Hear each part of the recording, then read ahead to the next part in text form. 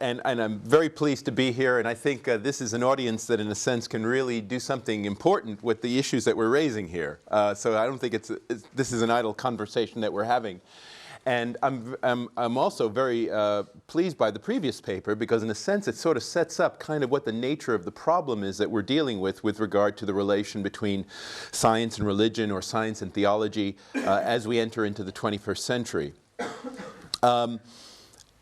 Now, the first thing I should say is that when James invited me to speak on this, one of the things that he pointed out, and this is why the talk has the title it does, is that I have written about the enchantment and disenchantment and re-enchantment of science, and in a book called The Philosophy of Science and Technology Studies.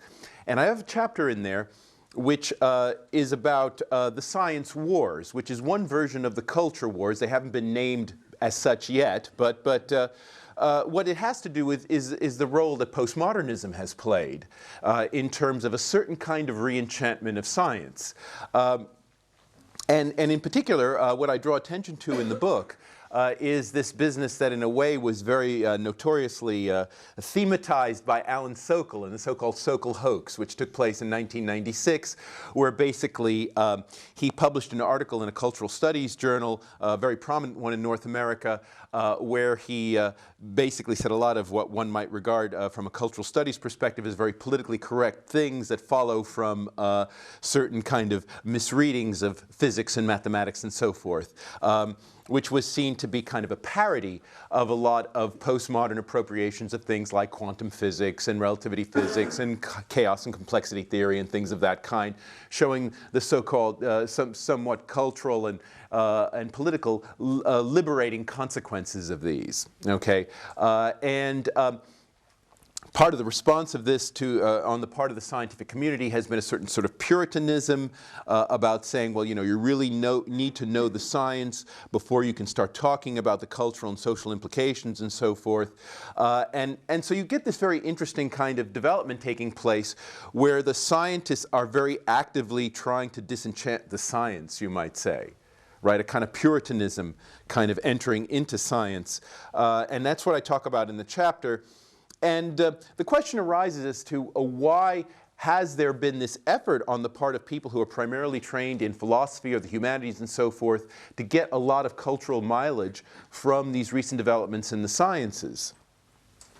And the issue here, it seems to me, has to do with how one interprets bodies of knowledge and their relationship to each other, and the degree to which one can appropriate forms of knowledge from one domain into another domain comfortably. And clearly, one of the things that the science war is about these kinds of disciplinary boundary disputes. Basically, I would say that one of the ways you can think about the science wars, especially in the context of the larger cultural wars, and one of the ways in which I think something like postmodernism starts to blur into a lot of the other kinds of challenges to orthodox scientific authority, including creationism, intelligent design, New Age thinking, whatever you want to talk about, is this idea that established scientific institutions do not control the way in which their theories and the meanings of their theories are applied in larger domains, but nevertheless that those theories have in fact relevance in those larger domains. Okay, so in other words, it's not an anti-science move per se, because obviously these cultural studies guys wouldn't be talking so much about chaos and complexity theory and quantum mechanics if they didn't think in some sense it was important, right? It's just that they don't think that authority over the meaning and the application of those terms should reside exclusively and entirely in the established scientific community, such that unless you've gone through them first, you're not allowed to talk about those things. Okay? And my general cultural interpretation of this is that these science wars is kind of like a replaying of what happened in the Protestant Reformation. That in a sense, what all these people in all these other disciplines are doing, right, are doing the kinds of things that Protestants did with regard to the interpretation of Scripture and so forth. And so the whole idea, for example, in the Protestant Reformation about putting the Bible into your own hands and reading it for yourself and getting a sense of what it means for yourself, and not, and reading it in your own language and all this kind of stuff. That I think is that kind of move, which I think was a very destabilizing move within Christianity, is one of the things that we're kind of seeing now with the general kind of science wars, postmodernization, and so forth going on, is that shaking of the authority, where in a sense it's moving away from the established authorities. In the 16th century, it was the Catholic Church, of course, but nowadays we're talking more about the Royal Society and the National Academy of Science and so forth. Okay, so that's kind of the sense in which I interpret the kinds of things that are going on. And so one of the reasons why, in response to the previous talk, I brought up this business about the sharpening the distinction between the Reformation and the Catholic establishment is because I think that's kind of the issue that's happening again now, and so it's the spirit in which one should, I think about these issues about what disenchantment and reenchantment and enchantment means. Now, having said all that, I think there's some distinctions we need to make. First of all, if we're talking about all this enchantment stuff, what are we talking about enchanting exactly? Okay, is this about the enchantment or disenchantment of nature? Or is it about the enchantment or disenchantment of science? Okay, and these are different things, it seems to me. And I think what the Protestant Reformation opened up, which Newton really exemplified, and I think really then got brought into fruition in the Enlightenment, was the disenchantment of nature, but the enchantment of science. Okay, and you might say, well, how does one want to think about that kind of move?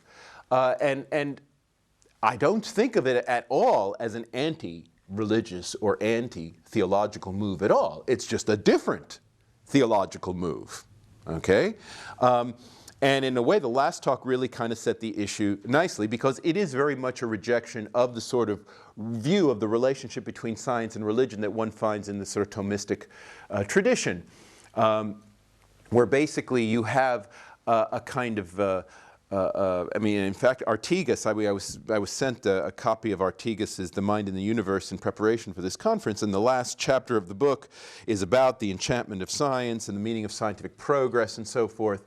And it's very interesting about the spirit in which Artigas casts this business about the need to have a sort of enchanted view of the world, because he doesn't see this as a matter of, certainly not in any kind of Newtonian sense at all, but rather that we have to start thinking about science, as it were, ways in which we as naturally created creatures can understand the divine plan through nature.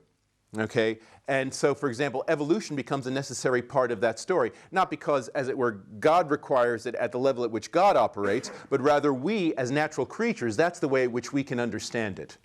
So what you have in this kind of perspective here is a very radical kind of ontological distinction between human and natural, and this was brought up in the previous talk, where where there are these different notions of creation, right? The creation cannot be understood univocally, that we have, as it were, a conceptual order of being and a physical order of being, and there's a sense in which these two things have to be understood as distinct in a way, and so the word creation, right, in the way we normally use it in our ordinary natural world, has to be understood analogically, or I might say equivocally, vis-a-vis the way in which God actually creates. So in a way, the natural world and our understanding of it are, as it were, signs from God, but in a way, they are quite distinct from God at the same time, right? So you've got both of these things running at once. Now, the scientific revolution was about actually opposing that, okay?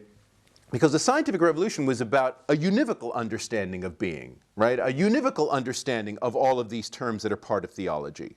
And this goes back to the point of how one is to understand the idea that we were created in the image and likeness of God, okay? And I think the emphasis in a lot, and this I think comes out very much in a lot of the Protestant thinking, and especially when people start thinking that the Bible, as it were, is the primary conduit by which we have contact with God. That, as it were, the Bible is kind of a message from God to us, you might say, and we have an opportunity either to accept or reject it, and it's something that individually is taken as a decision. Okay? In which case, then one reads the Bible in the spirit of, this is, as it were, a script for my life. Where am I in this story? And I think this is very much the spirit in which the Protestants approach the matter. what happens as a result is say, okay, I'm a being created in the image and likeness of God. What exactly does that mean? And I think the way in which a lot of the more radical Protestants took it, and I include Newton in this category and a lot of the people who were involved in the scientific revolution, was that in some sense, right, we are partly divine, especially in the sense that we can rethink God's thoughts. And that's what all these laws of physics and things of the abstract mathematical sort are about. Now, why are they mathematical exactly?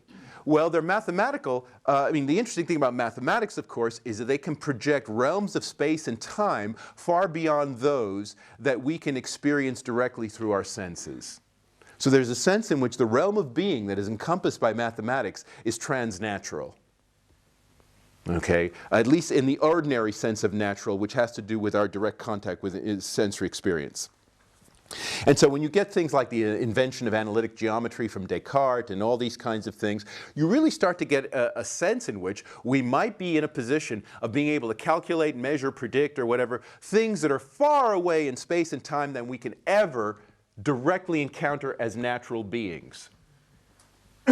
Okay, and I think that's where Newton's coming from here, and I think that's where a lot of these scientific revolution guys are coming from. This is the sort of thing that Thomas Nagel, the philosopher in 1986, called the view from nowhere. Right? God's point of view, right? God's mind. All this kind of stuff that you still see being trotted out in physics today, right? In the popular physics book. I think you've got to take this quite literally, that these people kind of read the Bible as saying, you know, that in a sense that there is an aspect of our being that literally overlaps with that of God, okay? And that includes mathematical knowledge. And that's the thing that within the history of philosophy has become canonized as a priori knowledge. So we talk about this thing, a priori knowledge, still in philosophy, right? What are we talking about there? Well, if you go back to the 17th century and you look at the people, you know, in the Cartesian tradition who kind of canonized this, and I'm thinking in particular of Nicole Malebranche, people of this kind, right, they're talking about our vision in God. That is to say that the aspects of our minds that overlap with that of God and enable us to understand nature as comprehensively as we're able to understand it, even though we don't have any direct sensory empirical contact with it. Okay, that's where the realm of a priori knowledge is. I mean, Kant talks about anticipations of experience. And of course, if one looks at the history of mathematics in the modern period, and we talk about, you know, the inventions of non-Euclidean geometry before there's anything to apply them to. Right? I mean, the fact is we come up with branches of mathematics that people say, oh, interesting, speculative, logically coherent, but like, you know, what do they apply to? And then all of a sudden, 50 or 100 years later, we have something that they apply to, and they seem to map that part of reality that previously we had not known empirically. Okay? I think that's the kind of thing, you know, that leads to this kind of enchantment of science, where there's a sense in which our minds already seem to contain a lot of the possibilities for understanding the nature of the universe before we've actually had the sensory natural encounters with them. Okay? And I think that that's a very important aspect of where Newton was coming from and Descartes was not as good as Newton in this regard. I mean, but the point is all these scientific revolution people, I think, were very much filled with the spirit, and that's why mathematics played the role it did in their thinking. Right? In the sense that it can project kind of worlds. And this is the kind of thing that I think we see happening again nowadays with computer simulations and virtual reality and so forth. Same sort of, I think, mentality is operating here. Okay? And I think that's the spirit. I mean, and so when when one talks about the scientific revolution and Newton and so forth as characteristic of the mechanistic worldview, I think one has to understand the machine and mechanism in a very particular kind of way, namely as a literal understanding of what creation means if you imagine that the difference between human beings and God is a matter of degree, not kind. What does creation mean? You know, in other words, if God is like a big human being, right, then what does it mean to create? Well, what are the examples of the distinctive aspects of human creation where we are quite clearly different from the animals? It's going to be in the machines. So then one imagines that the world is a machine. It's an artifact of some sort. Okay? So in other words, that is a kind of interpretation of what creation is mechanism, machine. And this, I think, laying all this out, right, I think in a way provides a kind of intellectual backdrop for understanding where something like intelligent design is coming from. I mean, because last night we had this presentation by Carl, which I think in a way shortchanged the distinctiveness of intelligent design by trying to assimilate it too quickly to garden variety creationism. Intelligent design theory is creationism. I'm not going to deny that. I've never denied that, right? But it's creationism in the same sense Newtonian mechanics is creationism, and all this scientific revolution stuff is still creationism, okay? The issue is, what is the nature of the creation that's going on, and how is it conceptualized? And here I think it's very interesting to look at the kinds of constituency that intelligent design theory has. Okay, because it isn't scientifically illiterate people. No, they're scientifically literate, but they're not from the areas that you normally would associate with Darwin's expertise. So they're not in field biology, natural history, right, ecology. They're not in those kinds of areas. No, they're people who are in physics, chemistry, engineering, okay, where the design perspective is, much more obvious, and where it isn't so hard to imagine that God is a big engineer, okay? And so, and you've all heard about all these arguments about the bacterial flagellum, and whether in fact this thing has been designed specially or not, right? The way the arguments get conducted on the intelligent design side is from an engineering perspective. Right, and in fact, the computer graphics about how the bacterial flagellum is supposed to move as an outboard motor, which many of you probably have seen, right? I think you should understand intelligent design people think that literally, right. In other words, that's not just some kind of nice fancy representation of some nature that may be something else, but rather that's actually, that's how it works. This is a kind of mechanism. That's how it works, okay? And I think it's that kind of literalism, that kind of literal mechanism that I think actually fueled the scientific revolution originally, is very much part of what intelligent design is about now. So if you look at the fascination that intelligent design people have with things like the genetic code and so forth, right, it's the idea that, look, there's a language, there's something that looks a bit like a computer program perhaps, right, and we can kind of fathom what it is and see what the possibilities are and so forth. And I see this as very much an updated version of the kind of mentality that launched the scientific revolution initially, okay?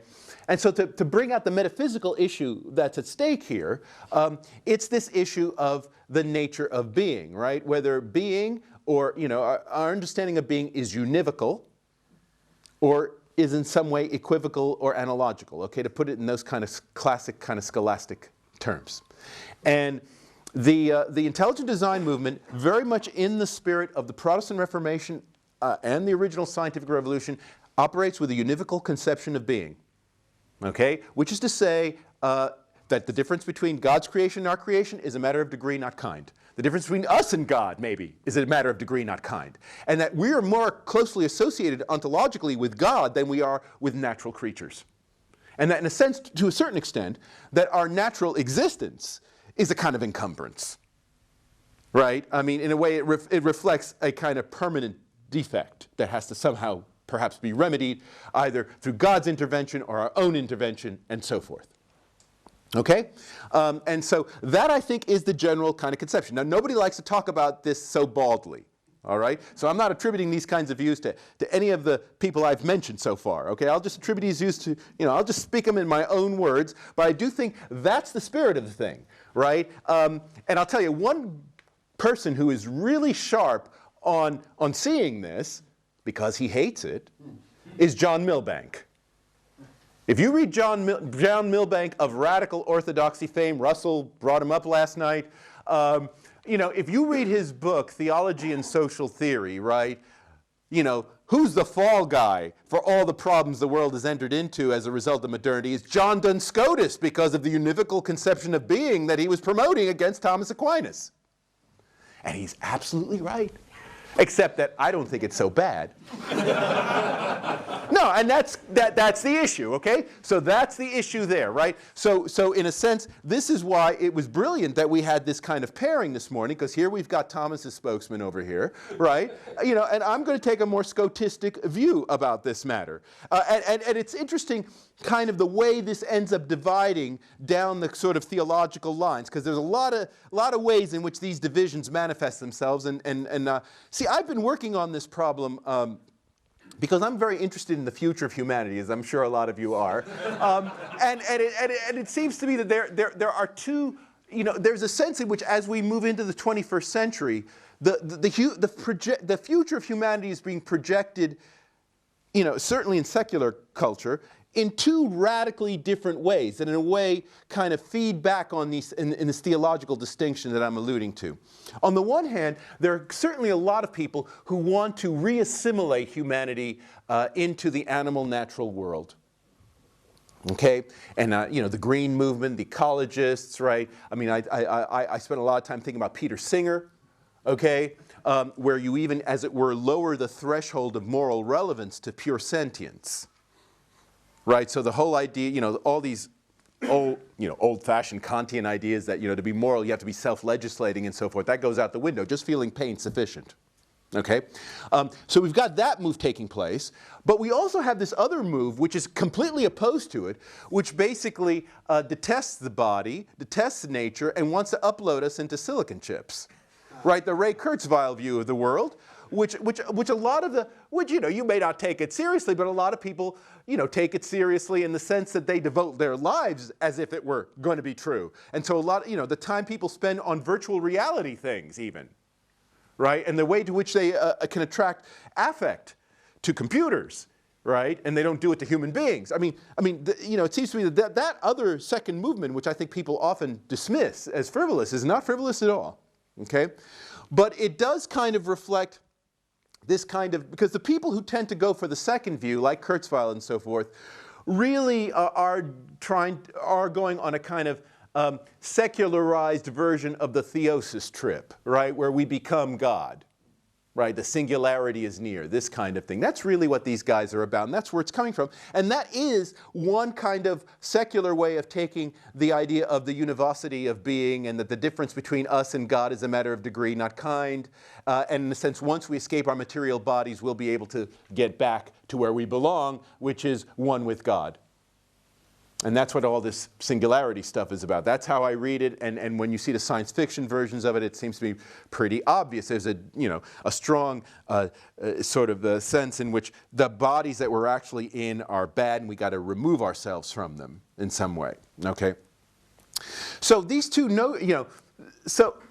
And these, I think this is a theologically inspired thing. And if I had to trace, you know, a route to it, I do think, not to cause too much controversy within Christianity, but I do think the difference between the Franciscan and Dominican orders plays a big role here, okay? Where the Dominicans are very much, you know, on the, you know, equivocity of being, the idea that we're part of the natural world, the kind of view that was spoken of initially, and these guys are based in Paris in the Middle Ages, and that's what they're about. But then there's Oxford and the Franciscans, and this univocity of being, and Duns Scotus and Roger Bacon and Roger Grosseteste, right, and all these people who are flirting in various ways with all kinds of ways of how we can deify or theify ourselves, okay? So for example, Roger Bacon's ideas of what experiment was. As you know, Roger Bacon was one of the early experimentalists.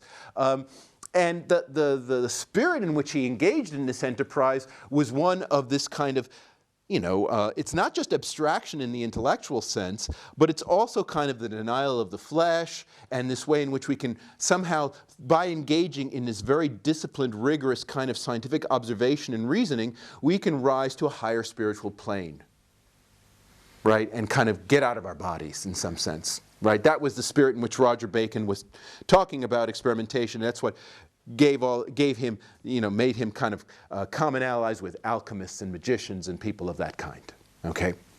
And so you've got these two kind of moves taking place from the early establishment of the universities. You got the Paris move and the Oxford move. One, you know, the equivocity of being, where in a sense we can only understand ourselves analogically in relation to God, and so that creation doesn't mean the same thing when we're doing it and when God's doing it, versus this kind of univocity of being, where in a sense the difference between us and God is just a matter of degree, and so in some sense we can talk about the sense of creation that God does as being like the creation we do, except God does it much, much better.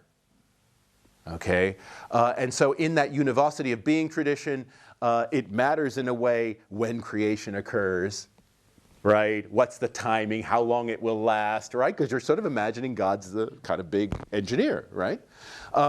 And while we kind of poo-poo all that view nowadays is associated with young earth creationists and Ken Ham and all those kind of guys, right, that were ridiculed last night, I'm afraid that that's kind of where Newton was, right? I mean, I think a lot of those guys in the scientific revolution were very much in that kind of mentality. I'm not saying they'd commit themselves to a specific age of the earth, but they certainly thought that was a reasonable question to ask, and a reasonable question to ask, how long will we be in existence, and in some way trying to use the Bible and the sort of empirical and theoretical evidence of nature as something that has to be understood as some kind of unified, integrated whole, right, where our own minds are being applied in a very decisive kind of way, and not just by trying to, say each are consistent or compatible in their own realm, right? Because that was always the tendency of the sort of Thomistic establishment side, and it's the side that I think it prevails now,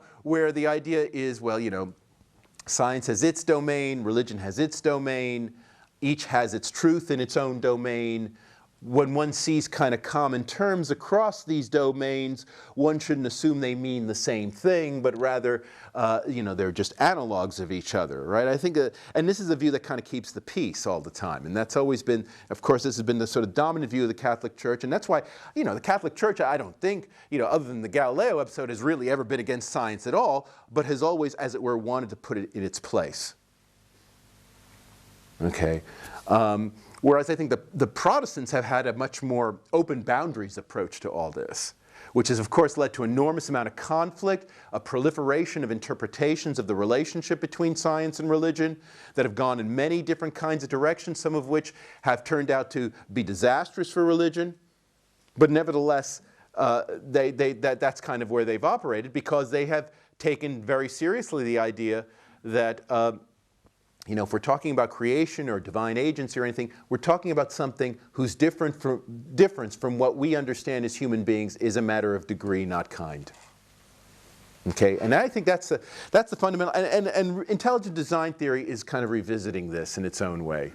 Okay, there's going to be a book published next month in the United States by Stephen Meyer, who is one of the directors of research at the Discovery Institute, called Signature of Life, and it's about DNA and the cell and all this, and trying to lay out a kind of positive program for intelligent design.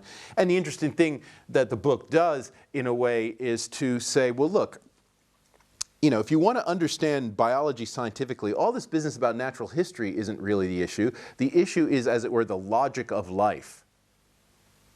And in a sense, cracking the genetic code, in a way, was the real Newton moment in biology, not Darwin. Okay, Darwin is, in that respect, like a medieval natural historian, right? But that the real moment where you start to get into the mind of God, as it were, aspect of biology, was with the cracking of the genetic code. Okay, and that's why there's so much emphasis being placed on that, and Darwin is kind of poo-pooed in a way. Okay, now. So I'm laying all this out to you because I do think this is kind of what the issue is, how the history bears on the contemporary scene, and I think obviously we're in a room full of people here who are very concerned about religious matters, and I think there's an issue here about what theology makes of this. Okay, and I want to say a little bit about that in closing, because.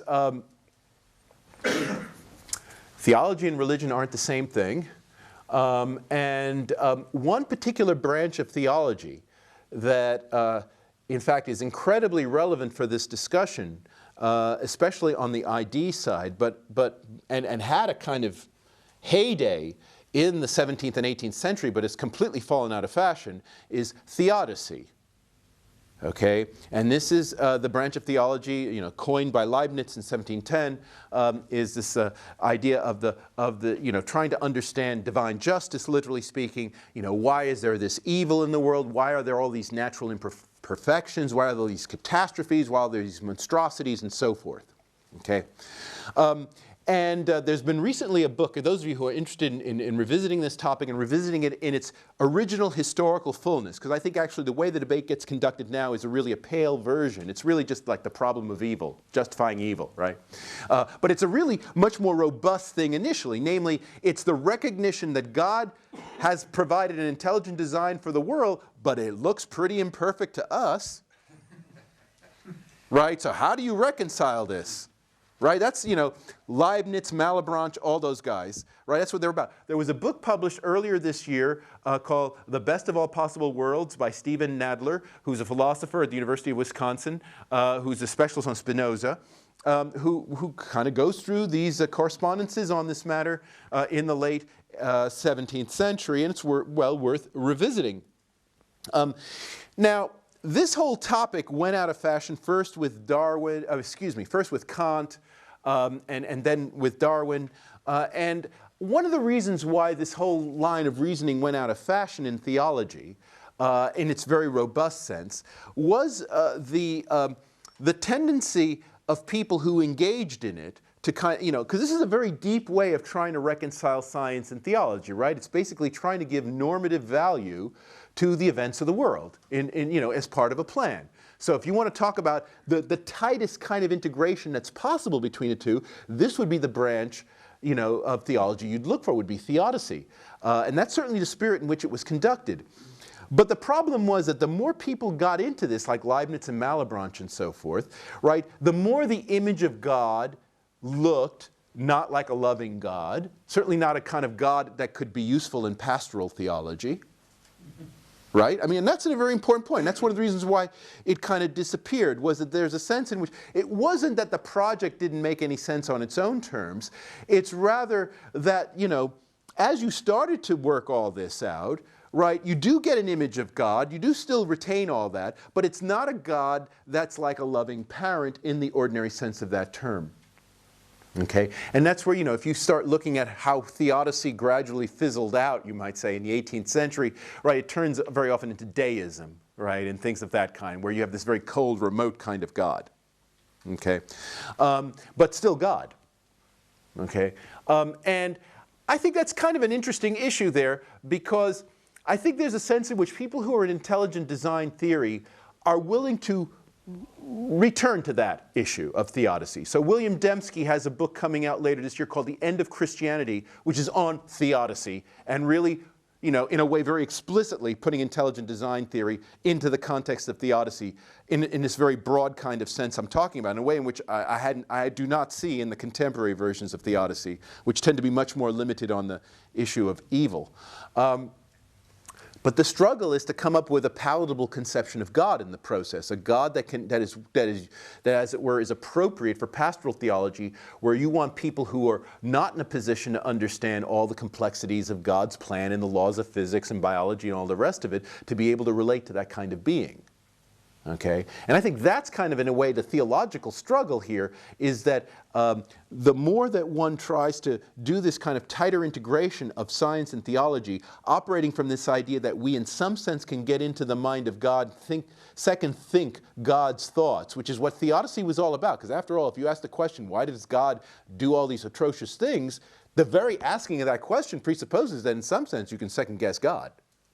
Right? And that was already a problem for a lot of the Christians back in the 17th century. And Nadler's book is very good in bringing out the heretical side of that. But then there's this other question. Let's say you're allowed to do that. Let's say you do go down that route. The answers you come up with may not necessarily be very useful for pastoral theology and those kinds of very direct personal approaches to religion. Okay? Now, intelligent design theory, I think, draws a lot of flack from the Christian community for this reason.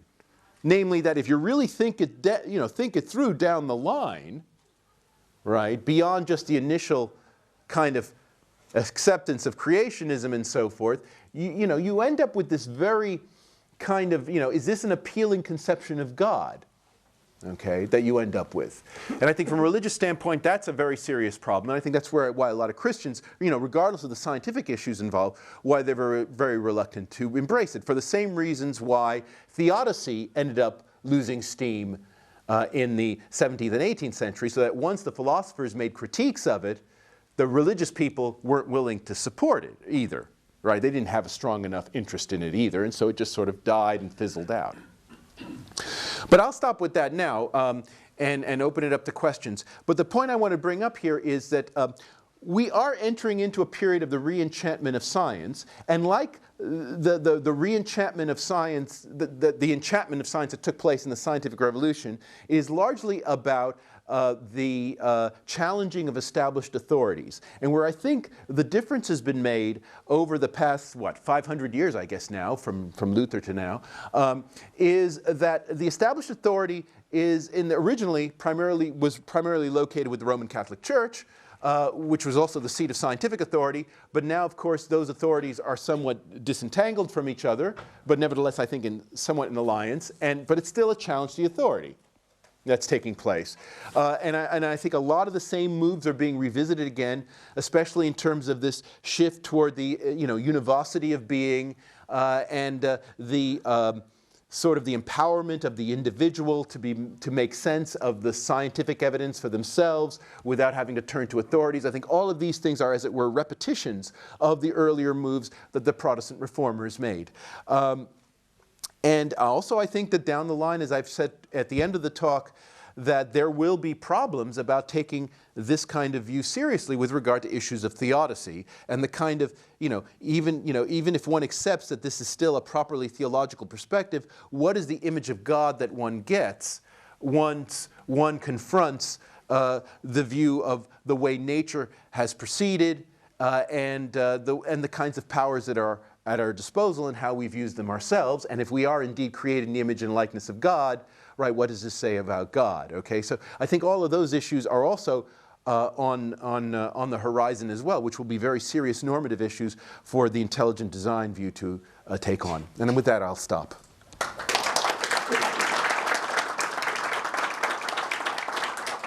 Well, I must say, Steve, you steered well clear of controversy. I'd like to get a rough idea before we start of just how many people think they might be making observations or asking questions. Could I just have a show of hands just to get an idea? A fair number. Surely good. Can we start then with Jose Manuel Jimenez at the back? We'll wait for the microphone. Thank you for I'm Jose Manuel Jimenez Amaya from Spain. I thank you for your insightful talk. But one of the points that you raised here is the idea of how modernity starts, really. And for me, the real problem is that modernity starts from many places. But all these pathways really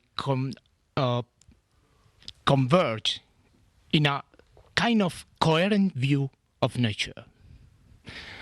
And for me, that's the problem, how all these particular different pathways really converge and gives a coherent view, which is very difficult to confront with. Yeah.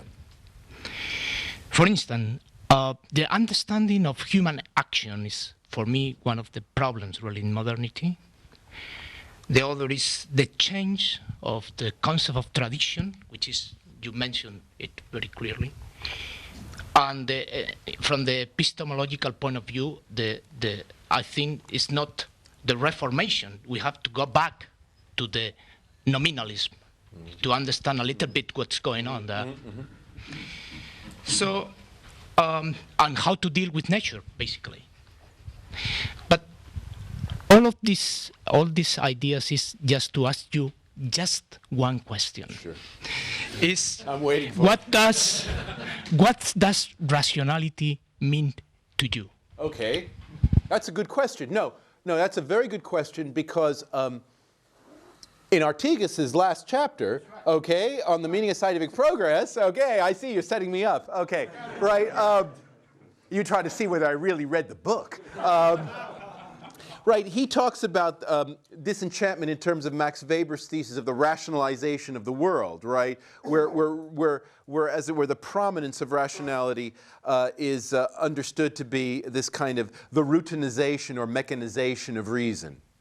Right, for sort of things that in the past would have regarded thought and so forth is now just a matter of automatic calculation and a certain kind of mindless material activity, right? And that this is a very big part of the disenchantment of the world as Weber describes it, and Artigas is against this.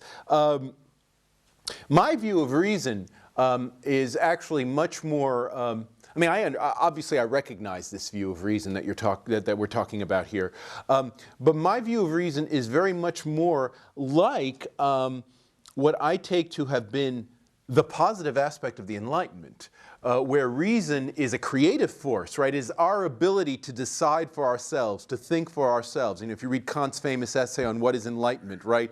The role of and this goes back to what I think is the empowering aspect of this kind of Protestant reading of our having been created in the image and likeness of God. That in a sense, our reason is like God's creative force. Right, and that it's our ability, so we can think things for ourselves. Just like God thought the world, right? We can think, as it were, our own governments, our own future as human beings, right?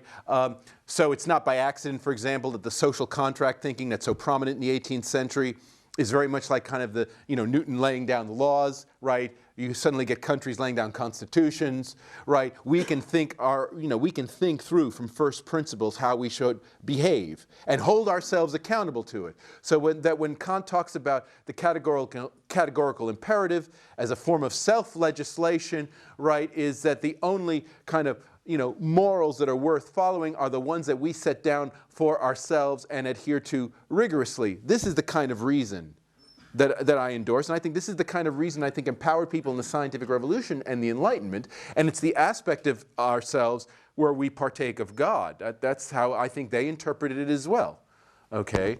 And so this idea of the mechanization of thought that gets associated with rationalization in that disenchantment sense, I think that's a debasement of reason.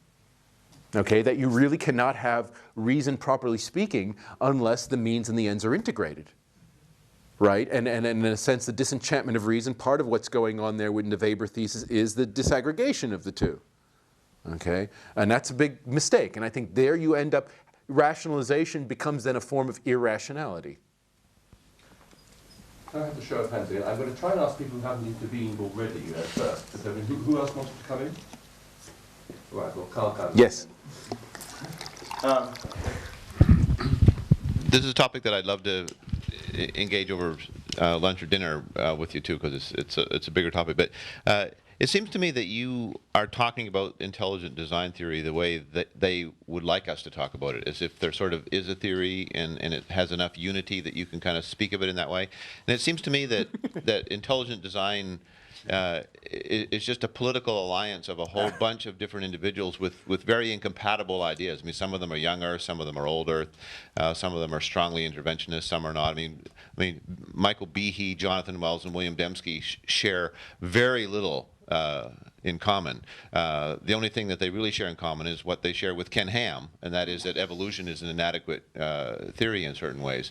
So can you comment on how you kind of have accepted that there sort of is something called a theory of intelligent design? Well, I mean, on the grounds that I've just illustrated in the talk, namely, I do think this is, regardless of the specific motivations of the people involved, and look, for any kind of intellectual movement that has any depth, right, there will also be these kinds of contemporary, contextual issues that will bring people from many different backgrounds together. Look at the scientific revolution itself. Who were the guys behind that? I mean, Galileo wasn't even a Protestant, and he managed to, get involved with that, right? No, so the point is, people from many different kinds of backgrounds, right, and many different, the point you were raising in your first question, right, that they end up converging on this kind of thing. And I'm quite, in a way, you know, I'm quite happy to take that as face value. My interest, I mean, look, I'm a person of the left. I've never made any, bones about this. That's why I would never be a member of the Discovery Institute or anything like that. Okay, but it seems to me there is something deep that, you know, where you just don't exclusively rely on the people at the moment, but you look at the deeper, larger issues. So, for example, you know, to understand where if you were living in the 16th century and you wanted to make sense of the Protestant Reformation and take it seriously as a theological proposition, you know, you could dismiss it immediately, say, oh, just a lot of grassroots populist people who recently learned how to read, you know, and got a hold of Bibles and now are just making stuff up. No, you could go back and think about nominalism, right? Think about Occam, Scotus, all those guys, and realize there's some, you know, theological depth to what these people are appealing to. And that's the spirit in which I think you should enter into the discussion of intelligent design, is that there is depth there, okay? And it's not reducible to just a handful of people you hear about in the media. James Navarra. Thanks. I think it's a slightly off-topic question, but as you mentioned that you're interested in the future. Yes. I'm a historian of science, and I'm at times also interested in the future. And yesterday in Carl's talk, he mentioned intelligent design in relationship with democracy and how things are evolving in the US. And I wanted to ask you about this re-enchantment, disenchantment, and re-enchantment of science. Remembering your biography on Thomas Kuhn, how he's not that progressive guy, but that guy who wants to kind of protect science from external forces in society. In this kind of re-enchantment of science, how do you see or how do you relate that? That's a question for the sociologist. How do you relate that to democratic issues, to issues on democracy? So how is science and democracy and the truth of science being changed, as it were? No, I've written a lot about this. I haven't really talked about it here. I think the first point that always needs to be made is that while science is very often used as the kind of paradigm case of democratic rule, right, science itself is not governed democratically. Right, so there is a sense in which, and in fact, what is really amazing is the degree of acceptance of this fact within the scientific community. I think that's the most striking thing about this, because I actually think, that if you were to poll scientists and treated each one equally as equally competent scientists, kind of like the way in which we normally do democracy and politics, we would come up with a much more varied picture of alliances and so forth with regard to particular scientific theories and metaphysical worldviews and so forth. And yet that there is really no place for that to be voiced. I think the way this is coming out, kind of as it were leaking out, you might say, is in the school systems, especially in the United States and other countries which have sort of decentralized school systems where the local districts decide things for themselves, where very often it's not merely scientifically illiterate parents, but the local science educators who have a particular take on the science want certain kinds of things to be taught. And if those people are given free rein, you'd actually have a much more varied kind of scientific landscape than in fact you do now. Okay, and so I think science, you know, that in principle science is kind of a model of democracy in the sense that, you know, we all kind of, you know, all scientists respect reasoning and observation and so forth, and we do not, and scientists do not respect authority simply because it's authority. Okay, everything's got to be tested, blah blah blah. But in practice, science is not governed that way. And were it to be governed that way, I think you would end up, we wouldn't have a lot of the conflicts that we have now, which are really conflicts against authority. They're not conflicts against science as such, but it's conflicts against the authorities who stand for science. And this is another respect in which this episode that we're in now resembles the Protestant Reformation, right? Because the intelligent design theory people are not anti-science, right? But they are anti-establishment. Okay, that's really clear. Okay, and I think in that respect is very much like the Reformation. One last question, Ignacio Silva. Ignacio Silva? Yes.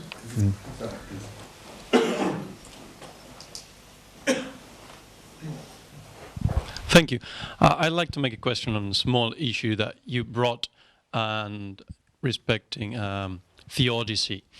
You mentioned the lack of interest on it in theology, and then you said that in the intelligent design movement, Dembski is bringing a new book, and I'd like to put together that with Bob Russell's, Nancy Murphy, Thomas Tracy's group, they are engaging in a new project on theodicy right after finishing the project on divine action.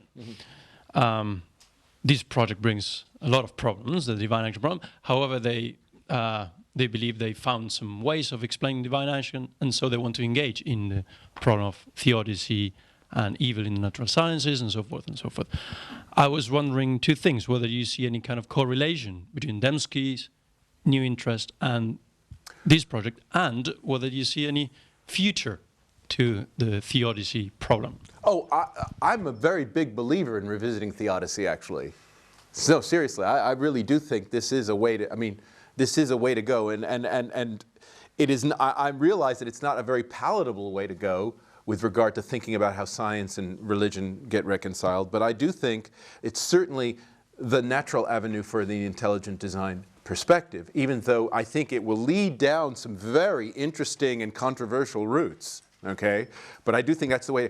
I have to say I am not familiar with Bob Russell's I do know who these people are that you're mentioning, but I'm not familiar with their project, and having read Dembski's book in Proofs, he does not refer to them. That's all I can say as far as the specific point is concerned. But I do think that theodicy is an area, you know, if this thing developed, this is going to be a very important way to go, but it'll be very controversial. And I'll tell you right now, just to give you a sense of the controversy, is if you're really an intelligent design theorist, and you really take the kind of worldview that I've been laying out here seriously, shouldn't you be more open and interested and pro biotechnology, bioengineering, as completion of God's plan? You know, remedying the problems that perhaps God couldn't work out for himself because he's not a guy for details. No, I don't mean to be trivial about this. I think if you go back to the original arguments in the 17th century and you look at Malebranche and Leibniz and what those guys are arguing about, there is a sense in which, you know, Malebranche's argument, you know, how do you explain evil and imperfection in the world? Well, you know, God's a being who operates on principle, right? So God, as it were, is like a categorical imperative being, right? And there's some evidence that Kant, in fact, was inspired by Malebranche in the formulation of the categorical imperative. And one of the things you realize, right, if you accept the categorical imperative view of action, right, is that consequences, in a way, aren't morally relevant. They just happen, right? And then it's up to the beings on the ground, us, to sort it out. In which case, then, something like bioengineering, biotechnology, or something can kind of make the difference. Okay? I mean, so the point is, I think theodicy really has to take those kinds of issues seriously that, let's say, some other kind of theology that doesn't make such a close comparison between humans and God does not have to do, right? Because if you imagine that God is just this qualitatively different being, you don't enter into this problem really, because you just say, well, that's just anthropomorphism or something like that. But if you do take the idea that God is, as it were, you know, better than us only in degree but not kind, then these issues do start to matter, right? And I think that's where, in a way, down the road, you know, that's where it's going to get interesting, because there's going to be a lot of things, I think, for someone, you know, in intelligent design to worry about. And the more they hone in on molecular biology and biotechnology and so forth, you know, the more obvious that question's going to become. Well, Steve,